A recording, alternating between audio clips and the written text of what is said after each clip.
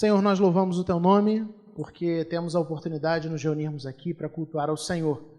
E nesse instante, Pai, onde abrimos a Tua palavra, desejosos por ouvir a Tua voz, nós pedimos que o Senhor mesmo nos dê entendimento, que o Teu Santo Espírito ilumine as nossas mentes, o Teu Espírito que inspirou os Escritores Sagrados, esteja conosco aqui nesse momento, em nome de Jesus. Amém. Você é realmente uma pessoa especial. Você é realmente uma pessoa especial. Esse é o tipo de elogio capaz de nos deixar super envaidecidos.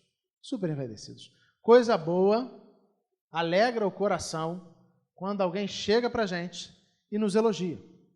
Quando alguém faz um comentário positivo a nosso respeito. Alguns vão dizer que isso torna o dia mais belo, dia mais especial, dia diferente. O fato é que, de uma forma geral, nós queremos ser aceitos. O ser humano ele tem essa expectativa de ser aceito, de saber que as pessoas nos estimam, e saber que as pessoas nos estimam faz com que a gente se sinta mais importante, que a gente se sinta valorizado, que a gente se sinta especial. Isso mexe com a gente. É verdade que existe um determinado nível onde isso é razoável, mas às vezes isso mexe demais com a gente. Na nossa série de mensagens, nós temos pensado sobre as batalhas reais.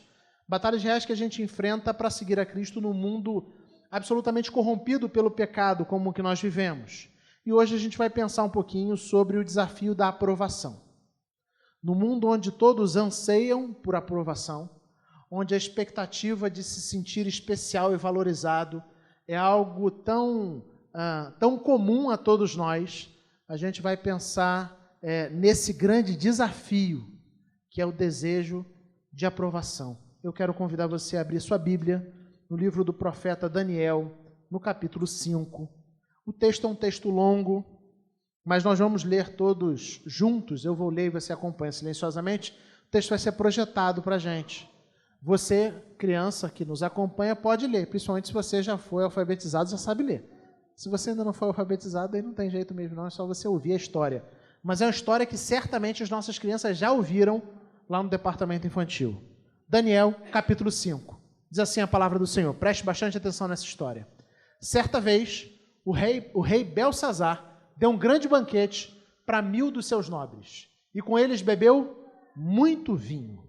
Enquanto Belsazar bebia vinho, deu ordens para trazerem as taças de ouro e de prata que seu predecessor, Nabucodonosor, tinha tomado do templo de Jerusalém, para que o rei e seus nobres, as suas mulheres e as suas concubinas bebessem nessas taças. Então trouxeram as taças de ouro que tinham sido tomadas do templo de Deus em Jerusalém. E o rei e seus nobres, as suas mulheres e suas concubinas beberam nas taças. Enquanto bebiam o vinho, louvavam os deuses de ouro, de prata, de bronze, de ferro, de madeira e de pedra.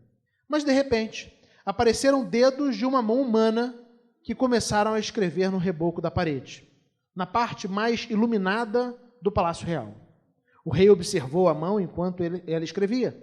Seu rosto ficou pálido e ele ficou tão assustado que os seus joelhos batiam um no outro e suas pernas vacilaram. Aos gritos, o rei mandou chamar os encantadores, os astrólogos e os adivinhos e disse a esses sábios da Babilônia: aquele que ler essa inscrição e interpretá-la, revelando-me o seu significado, vestirá um manto vermelho, terá uma corrente de ouro no pescoço e será o terceiro em importância no governo do reino. Todos os sábios do rei vieram, mas não conseguiram ler a inscrição nem dizer ao rei o seu significado. Diante disso, o rei Belsazar ficou ainda mais aterrorizado. O seu rosto ficou mais pálido. Seus nobres estavam alarmados. Tendo a rainha ouvido os gritos do rei e dos seus nobres, entrou na sala do banquete e disse: ó rei, vive para sempre. Não fique assustado, nem tão pálido. Existe um homem em teu reino que possui o espírito dos santos deuses. Na época do teu predecessor, verificou-se que ele era um iluminado e tinha inteligência e sabedoria como dos deuses. O rei Nabucodonosor, teu predecessor, sim, o teu predecessor, o nomeou chefe dos magos, dos encantadores, dos astrólogos e dos adivinhos. Verificou-se que nesse homem, Daniel, a quem o rei dera o nome de Beltesazar, tinha inteligência extraordinária e também capacidade de interpretar sonhos e resolver enigmas e mistérios. Manda chamar Daniel, e ele te dará o significado da escrita. Assim, Daniel foi levado à presença do rei, que lhe disse: Você é Daniel, um dos exilados que meu pai, o rei, trouxe de Judá. Soube que o Espírito dos deuses está em você, e que você é um iluminado, e que tem inteligência e uma sabedoria fora do comum. Trouxeram os sábios, os encantadores à minha presença, para lerem essa inscrição e me dizerem o seu significado. Porém, eles não conseguiram. Mas eu soube que você é capaz de interpretações e de resolver mistérios. Se você puder ler essa inscrição e dizer-me o que significa, você será vestido com um manto vermelho, terá uma corrente de ouro no pescoço e será o terceiro em importância no governo do reino. Então Daniel respondeu ao rei: Podes guardar os teus presentes para ti mesmo e dar as tuas recompensas a algum outro. No entanto, lerei a inscrição para o rei e lhe direi o seu significado. Preste atenção agora. Ó rei, foi a Nabucodonosor, teu predecessor, que Deus Altíssimo deu soberania, grandeza, glória e majestade. Devido à alta posição que Deus lhe concedeu, homens de todas as nações, povos e línguas tremiam diante dele e o temiam. A quem o rei queria matar, matava. E a quem queria poupar, poupava. A quem queria promover, promovia. E quem queria humilhar, humilhava. No entanto, quando seu coração se tornou arrogante e endurecido por causa do orgulho, ele foi deposto de seu trono real e despojado de sua glória. Foi expulso do meio dos homens e sua mente ficou como de um animal. Passou a viver com os jumentos selvagens e a comer capim como os bois. E o seu corpo se molhava com o orvalho do céu, até reconhecer que o Deus Altíssimo domina sobre os reinos dos homens e coloca no poder a quem ele quer. Mas tu, Beltesazar, seu sucessor, não te humilhaste, embora soubesses de tudo isso. Ao contrário, te exaltaste acima do Senhor dos céus. Mandaste trazer as taças do templo do Senhor, para que nelas bebessem tu e teus nobres, as tuas mulheres e as tuas concubinas. Louvaste os deuses de prata, de ouro, de bronze, de ferro, de madeira e de pedra, que não podem ver, nem ouvir, nem entender. Mas não glorificaste o Deus que sustenta em suas mãos a tua vida e todos os teus caminhos. Por isso, ele enviou a mão que escreveu as palavras da inscrição. Esta é a inscrição que foi feita. Mene, Mene, Tekel, Parsim. E este é o significado dessas palavras. Mene, Deus contou os dias do teu reinado e determinou o seu fim. Tekel, foste pesado na balança e achado em falta.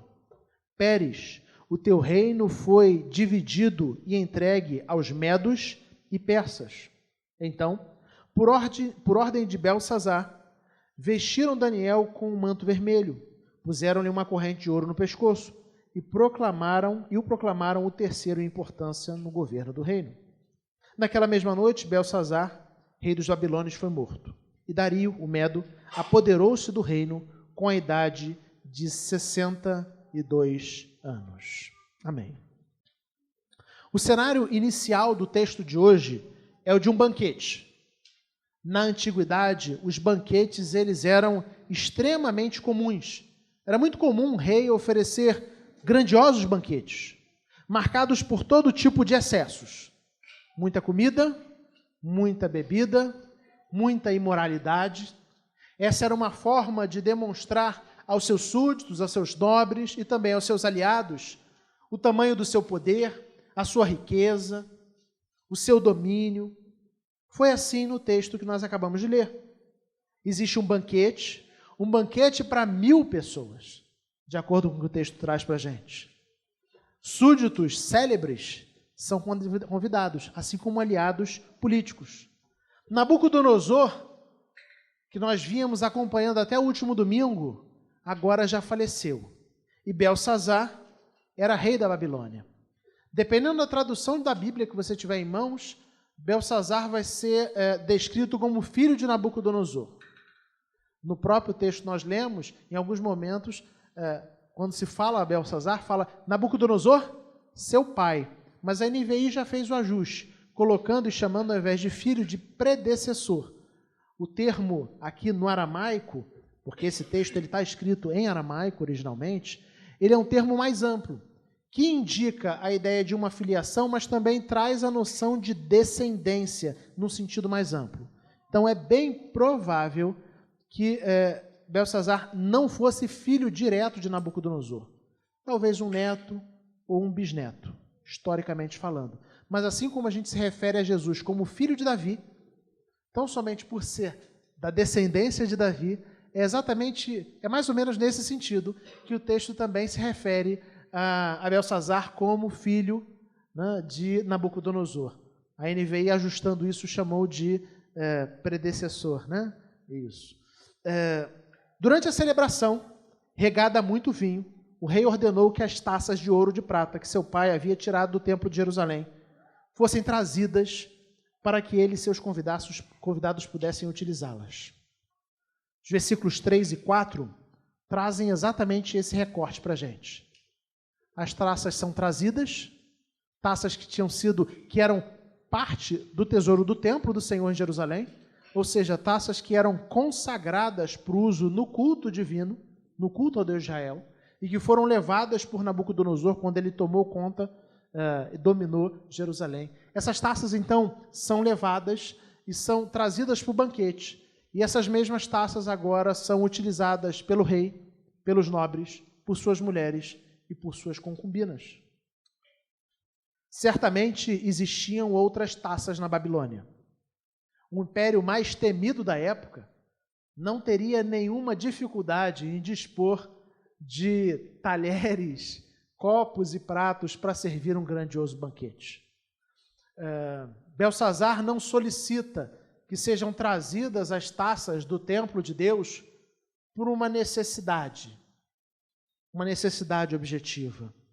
A pergunta, então, que nós precisamos nos fazer é: por que Belsazar escolheu exatamente essas taças? Por que exatamente essas taças?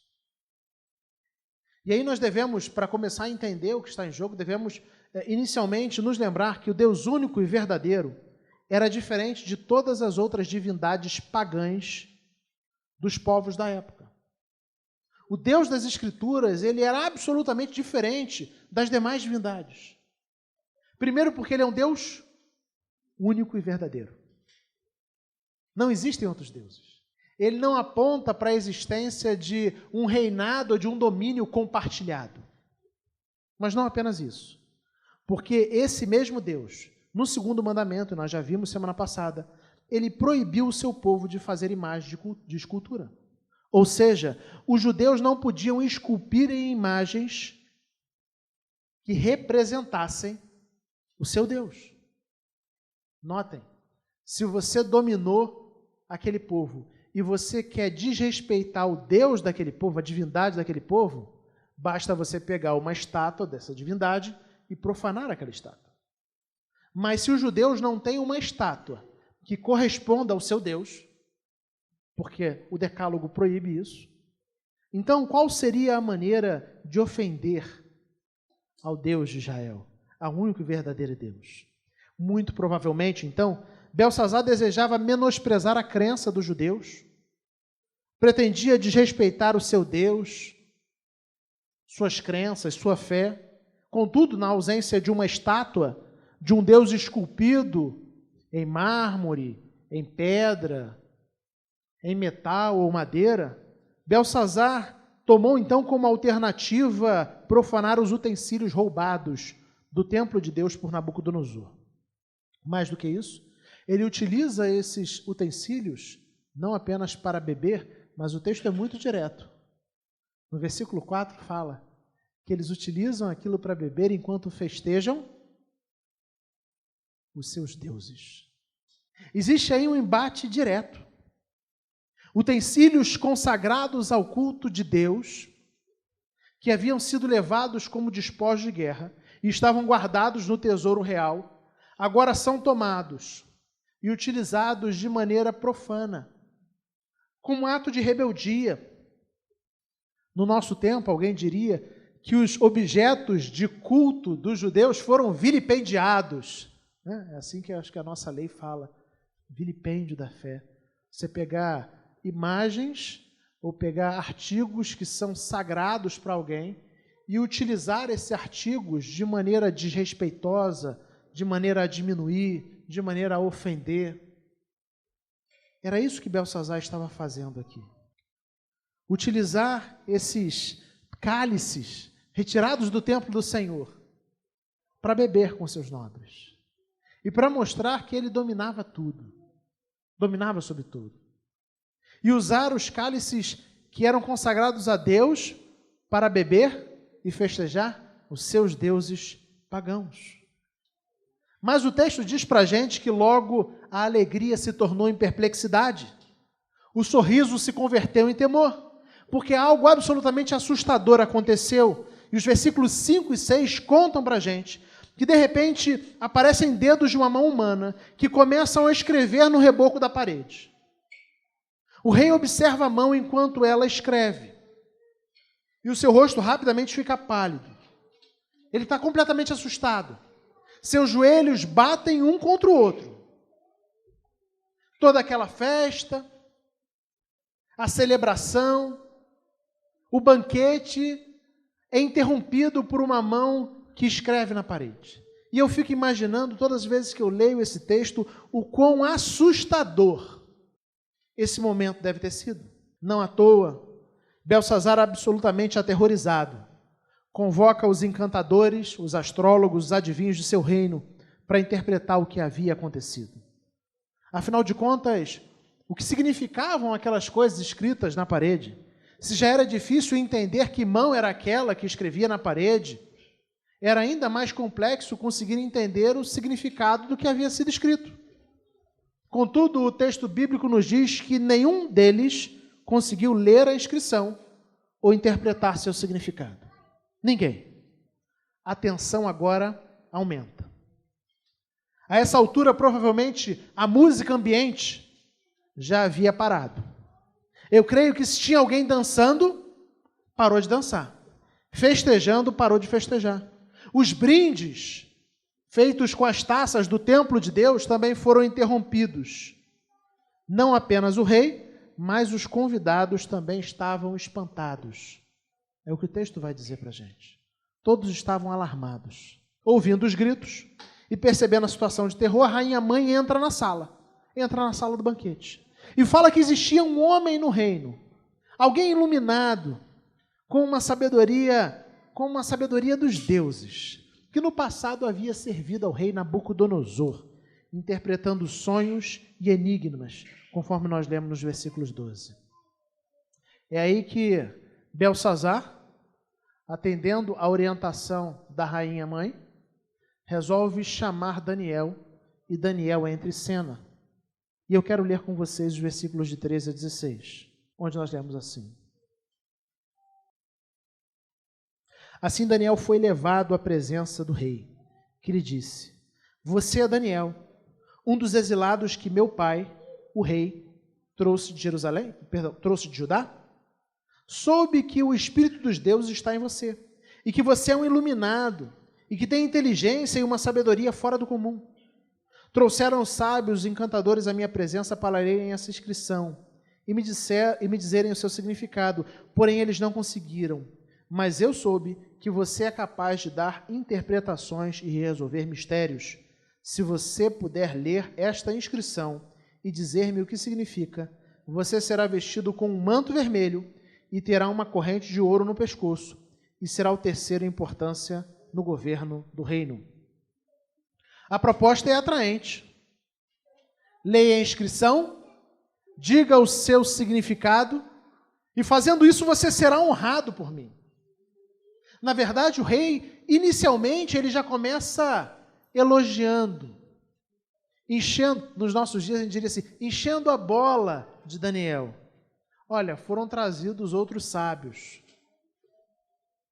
foram trazidos os inteligentes, né?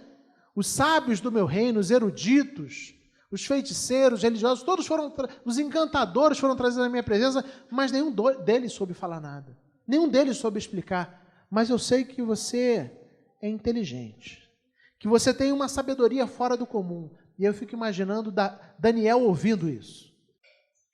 Eu sei, Daniel, que você é uma pessoa especial. Você tem uma sabedoria acima da média. Dentre os inteligentes e sábios, você se destaca. Foi isso que foi dito para mim. Que em você está o Espírito dos deuses, porque você é capaz de desvendar os mais complexos enigmas, interpretar sonhos. Você tem essa capacidade. Se isso já não fosse o suficiente para levar Daniel a se envaidecer, ele ainda faz uma promessa. Uma proposta tentadora, atraente. Se você interpretar, se você ler e interpretar, você será honrado por mim. O próprio rei, o homem mais poderoso da terra naquele momento, irá honrar você, Daniel. Você receberá bens preciosos, porque a roupa vermelha tem essa ideia de honra mesmo. Você será honrado por mim na frente de todos. Você receberá um cordão de ouro para colocar no pescoço, ou seja, você receberá bens preciosos. Você receberá poder no meu reino. Será o terceiro na linha do governo, você será o terceiro. Eu não sei você, mas quando eu leio o texto, eu vejo propostas que são atraentes. Daquelas capazes de envaidecer o coração de qualquer um. Belsazar começou fazendo grandes elogios a Daniel, colocando ele lá em cima. E depois disse que se ele interpretasse, aí sim é que ele seria honrado. Ele desfrutaria de todo o prestígio. E pensa bem comigo, presta atenção no que eu vou falar. Daniel era apenas mais um sábio na corte babilônica, gente. Apenas mais um. O fato do novo rei nem ao menos lembrar dele, provavelmente indica que os dias de respeito e prestígio que ele tinha vivido lá atrás com Nabucodonosor, por interpretar os sonhos de Nabucodonosor, esses dias já tinham ficado para trás. Os dias onde ele era reconhecido e foi nomeado o chefe dos sábios na Babilônia, esses dias haviam ficado para trás, porque se ele fosse o chefe dos sábios ainda, certamente ele seria lembrado em primeiro lugar pelo rei. Os dias de glória, de reconhecimento, de destaque e de fama ficaram para trás.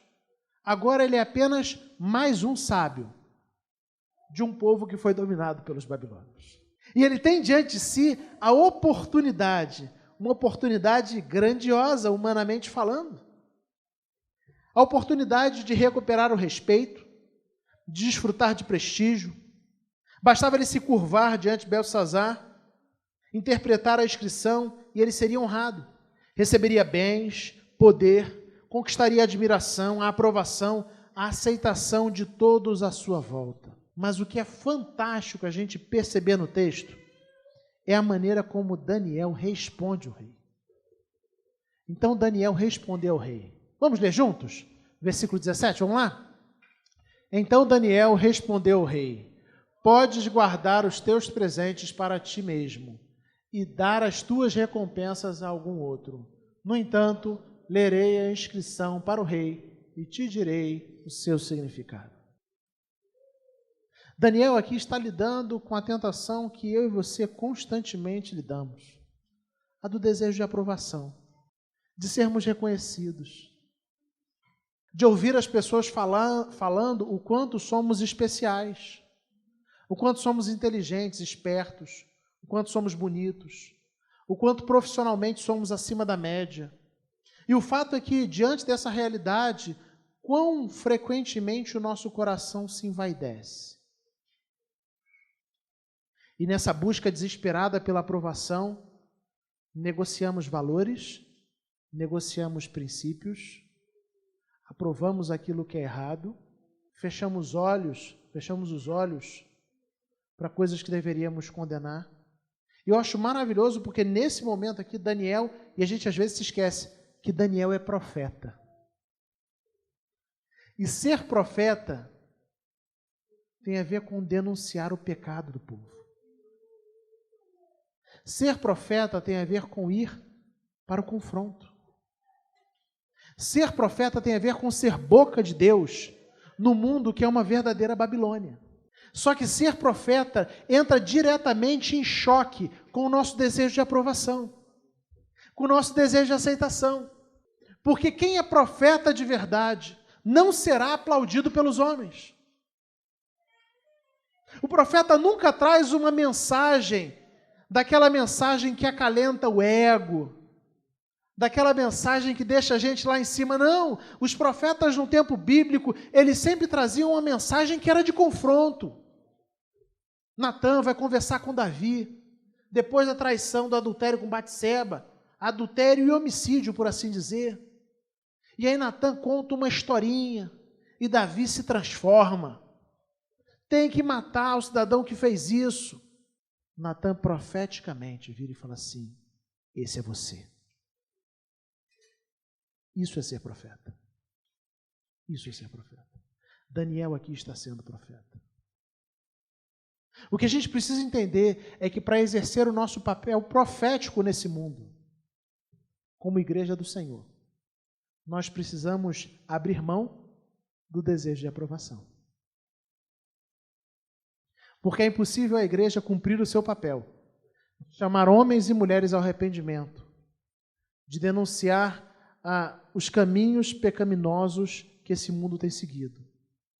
Se nós estamos mais preocupados em sermos populares, bem aceitos, e nos conectarmos às estruturas de poder, e sermos bem quistos onde estamos, em levarmos o tapinha nas costas e termos o nosso ego massageado. Daniel não se impressiona com as promessas do rei. E olha que ele ainda nem tinha lido o que estava na parede. Alguém poderia dizer assim: Daniel só está sendo assim, pastor, porque ele sabe que o reino vai chegar ao fim. Ele já sabe, ele já interpretou, ele já sabe que os dias de Belsassar estão, as horas de Belsassar estão contadas, e por isso ele não negocia, não. Antes de olhar para a parede, ele ainda não parou para interpretar coisa nenhuma. Ele ainda está diante do homem mais poderoso da terra, um homem que está fazendo grandiosas promessas para ele. Não, dá uma interpretação aí para mim, e eu vou colocar em você no lugar de honra, vou colocar um cordãozão de ouro em você, uma roupa vermelha, todo mundo vai ver você como alguém que é reconhecido, honrado, admirado pelo próprio rei, alguém a quem o rei tem gratidão. Vou colocar em você em terceiro na linha de comando do meu reino. Daniel não se deixa impressionar por essas coisas. Isso só é possível porque ele abre mão desse desejo de aprovação, desse desejo de ser aceito, de ser amado o tempo todo, de ter o seu ego afagado. Como esse desafiador para você e para mim. Podes guardar os teus presentes para ti, dar as tuas recompensas a algum outro. No entanto, eu lerei para o rei e te direi o que significa. Quero encorajar você a pensar na sua vida, aonde Deus tem te colocado, para exercer esse papel profético de ser sal e luz, de chamar pessoas ao arrependimento, de pregar o Evangelho. Quantas vezes nós nos calamos, simplesmente porque a gente sabe que se falar, não teremos os presentes do rei. Não receberemos a roupa vermelha, a corrente de ouro, não seremos honrados por esse mundo. Ansiamos, desejamos a aceitação, e ao fazer isso, nos silenciamos. Vemos a injustiça acontecer e ficamos calados. Nosso patrão fala para a gente mentir, a gente mente. A gente defende as coisas erradas. Simplesmente porque nós queremos ser aceitos. E se a gente pegar e exercer o nosso papel profético nesse mundo, a gente sabe que muito provavelmente as pessoas não vão querer que a gente caminhe do lado delas. Elas não vão festejar a nossa presença. Isso é ser profeta. E chama muito a minha atenção a ideia de que Daniel não está na festa. Daniel não está na celebração. E eu creio que muitos, aí já é uma inferência minha, tá? de que muitos desses sábios estavam ali festejando também. Mas para ser profeta, a gente não pode participar da festa do rei. Para exercer o nosso papel profético no mundo, a gente não pode estar no meio da confusão. A gente não pode estar festejando, tomando as taças, perdendo a moral. Como é desafiador ao meu coração e ao seu coração abrir mão desse desejo de aceitação e de aprovação. No fundo, a gente quer se sentir especial, a gente quer que todo mundo admire a gente. Basta você pensar o quanto incomoda você saber que alguém não gosta de você. A pessoa às vezes nunca fez nada com você, nunca se virou contra você, nunca falou nada a seu respeito, nunca te prejudicou em nenhuma circunstância, ela simplesmente não gosta de você. Você já vivenciou essa experiência de saber que alguém não gosta de você? E você já se viu perturbado com essa situação? Eu quero dizer que eu, como pastor, já vivenciei essa situação. E eu lembro de eu conversar com o meu mentor uma vez e falar para ele assim, olha, mas eu descobri que essa pessoa não gosta de mim. E qual o problema? Se você fez alguma coisa, você tem que ir até a pessoa e pedir perdão. Não, mas eu já fui e já pedi perdão e a pessoa continua sem gostar. Deixa, a pessoa é livre para não gostar de você. Quem disse que todo mundo tem que gostar de você? E eu falei, gente, mas como é que a pessoa pode não gostar de mim? Uma pessoa tão maravilhosa e especial como eu. Alguém fantástico. Como é que eu posso não ser amado por todos? Eu sei que você está rindo, mas você se sente igual. Simplesmente por imaginar qualquer nível de rejeição, isso já mexe com a gente, já incomoda a gente.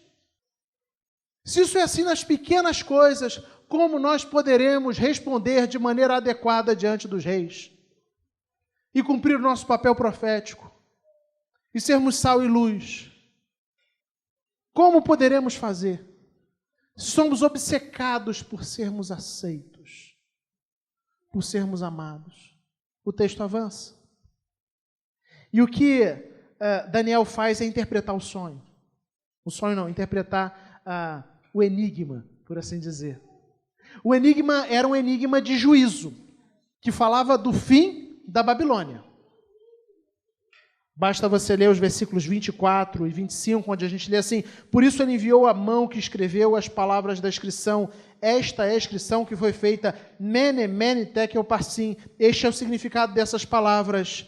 Mene, Deus contou os dias do teu reinado e determinou o seu fim. Tekel, foste pesado na balança e achado em falta. Peres, o teu reino foi dividido e entregue aos medos e aos persas. E aquele rei impiedoso agora se vê diante do juízo de Deus. Do juízo de Deus. Eu acho fantástico a postura de Daniel. De alguém que não se corrompe. Alguém que não se mistura. Alguém que não se permite ser adulado. Alguém que tem consciência do seu papel nesse mundo. Nessa Babilônia. De ser sal e luz. De chamar a atenção, de apontar o caminho, de cumprir o papel profético, de ser profeta do Senhor nesse mundo. Caminhando para o fim, irmãos. Eu creio que esse seja um grande desafio aos nossos corações. Como eu falei anteriormente, nós somos obcecados pela aceitação. E realmente, nós consideramos que a aprovação dos outros é o que nos dá senso de importância. Eu não estou dizendo para você ir para o caminho oposto, porque o oposto a isso também é pecaminoso, tá? Aquela ideia de assim, eu nem ligo para o que falam de mim, estou nem aí para a opinião dos outros. Isso também não é evangelho. Isso também não é evangelho. O evangelho, ele aponta para a necessidade da gente extrair a nossa identidade, o nosso senso de valor, nosso senso de propósito, de sentido, de quem nós somos para Deus. E o que Deus fala que nós somos por meio de Cristo Jesus é filhos amados de Deus. E aí quando a gente entende isso, quando a gente entende que nós somos filhos amados de Deus por meio de Cristo Jesus, nós podemos inclusive ouvir as opiniões contrárias das pessoas e avaliar, porque possivelmente elas estejam falando Certo, elas estejam falando mal e a gente realmente mereça. Talvez o que elas estejam falando está correto. Mas a gente consegue lidar. O nosso mundo não desmorona porque alguém não nos estima, não nos adula. Porque esse senso de aprovação, de aceitação, ele é satisfeito em Deus, por meio do Evangelho. A gente sabe que por meio de Cristo Jesus, nós já fomos plenamente aceitos por Deus. Deus enviou o seu Filho Jesus Cristo ao mundo. Jesus viveu a vida de perfeita obediência que eu e você temos falado em viver. Assumiu o castigo que era nosso. Morreu na cruz do Calvário em nosso lugar. Ao terceiro dia ele ressuscitou. E agora todo aquele que nele crê é reconciliado com o Pai, é aceito por Deus e tem a vida eterna. Nós somos aceitos por Deus não porque somos pessoas boas. O Evangelho não fala isso. O Evangelho começa de outro lado. Ele fala assim, você é pecador. Você precisa de um Salvador. Você é condenado. Você é bem pior do que você realmente costuma admitir. Mas Deus sabe disso. E ainda assim, em Jesus Ele nos ama. E quando a gente tem a consciência de quem nós somos em Cristo Jesus, a nossa necessidade, o nosso desejo de aprovação, de aceitação, ele é curado. Porque a gente sabe que em Cristo Deus nos aceitou. E isso basta. Isso basta. Isso é o suficiente. Daniel está vivendo como um exilado na Babilônia, mas o coração dele está em paz. E ele consegue lidar com a não aprovação. Ele consegue lidar com o anonimato.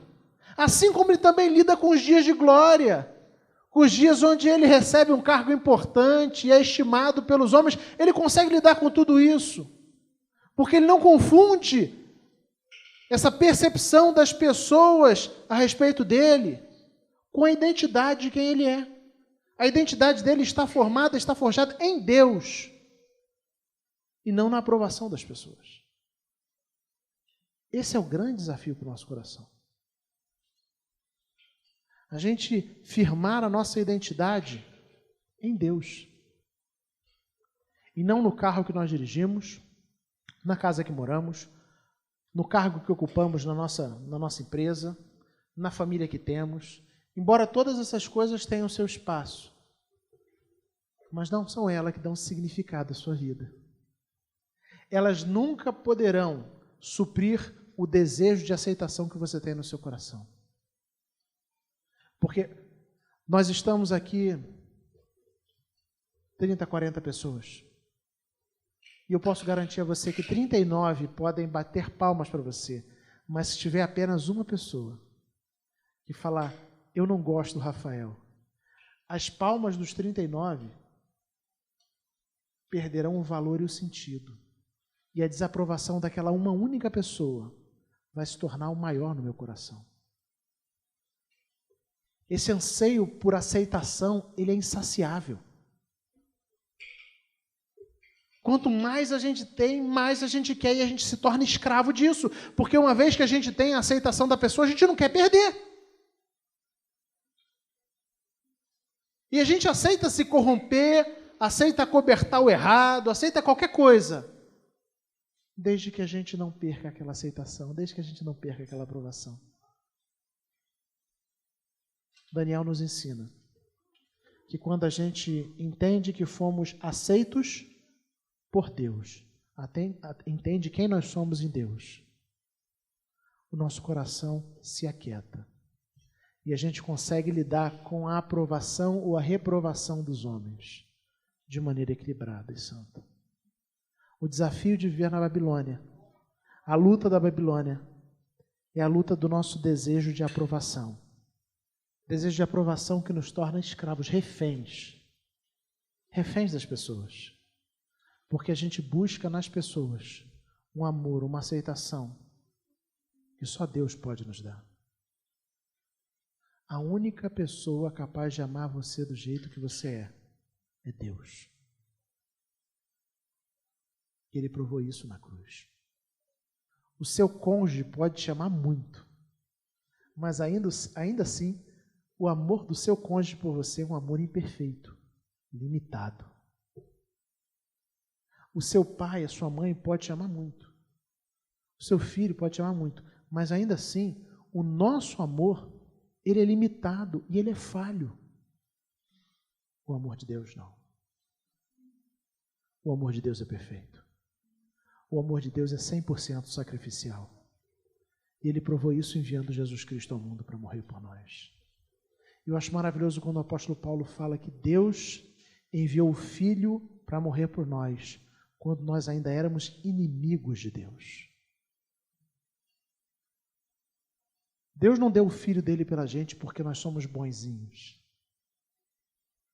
Porque Ele sabe que nós temos potencial. Porque Ele reconhece que no fundo você é uma pessoa boa, só precisa de um estímulo. Não. Ele olha para a gente no mais baixo da nossa miséria. E ali, Ele nos trata com graça e misericórdia. Por isso eu quero encorajar você a alimentar o seu coração dessa verdade. A entender quem você é a partir do Evangelho. A entender que por meio de Cristo Jesus você foi feito um filho, uma filha amada de Deus. E que você agora não precisa mais mendigar a aceitação das pessoas. Você é livre para se relacionar com as pessoas de maneira equilibrada.